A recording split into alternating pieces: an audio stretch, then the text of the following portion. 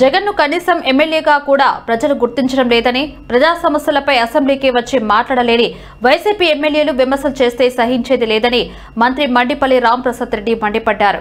అన్నమయ్య జిల్లా రాయచోటిలో ఆయన మీడియా సమావేశంలో మాట్లాడుతూ వైసీపీ అధినేత జగన్ ప్రజా సమస్యలను గాలికి వదిలేసి కోర్టులు, జైళ్లకు తిరుగుతూ కాలక్షేపం చేస్తున్నారన్నారు. రైతుల నోట్లో మట్టి కొట్టే కార్యక్రమాలు చేస్తున్న జగన్ కు ప్రజలు ఎన్నికల్లో బుద్ధి చెప్పినా ఇంకా అర్థం కావడం లేదా అన్నారు. రాష్ట్రంలో ప్రజలు కూటమి పాలనలో ప్రశాంతంగా ఉన్నారని, విపత్తులు ఎదుర్కోవడంలో సీఎం చంద్రబాబు ఎప్పుడు ముందుంటారన్నారు.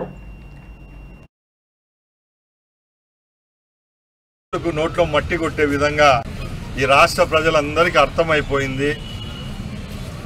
చంద్రబాబు నాయుడు గారు ముఖ్యమంత్రి అయిన తర్వాత జగన్మోహన్ రెడ్డి అనే వ్యక్తిని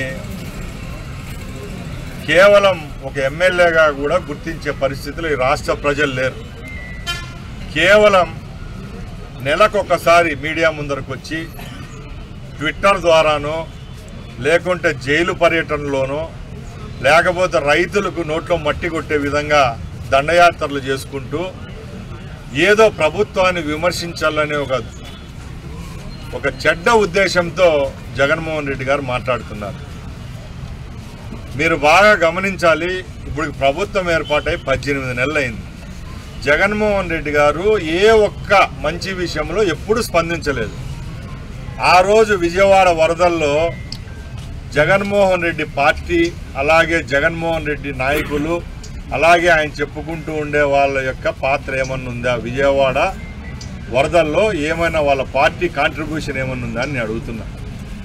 నెక్స్ట్ మొన్న వచ్చిన తుఫాన్లో ముఖ్యమంత్రి గారు 46 గంటల ముందే అలర్ట్ చేసి రాష్ట్రంలో ఈ విధమైన తుఫాన్లు సంభవించినప్పుడు 1973లో దివిసీమ ఉప్పెన నుంచి ఈ రోజు వరకు ఇలాంటి నేషనల్ కెలామిటీస్ ఏదన్నా వచ్చినప్పుడు ఏ విధంగా అధికారులు సన్నద్ధం చేయాలి, ఏ విధంగా ప్రజలను సన్నద్ధం చేస్తే నష్ట నివారణ చర్యలు జరుగుతాయో అన్ని గ్రహించి ప్రభుత్వంలో ఉన్న అధికారులందరినీ మమేకం చేసి ఇలాంటి కార్యక్రమాల్లో ఏ విధమైన దుర్ఘటనలు కానీ, ప్రాణ నష్టం కానీ, ఆస్తి నష్టం కానీ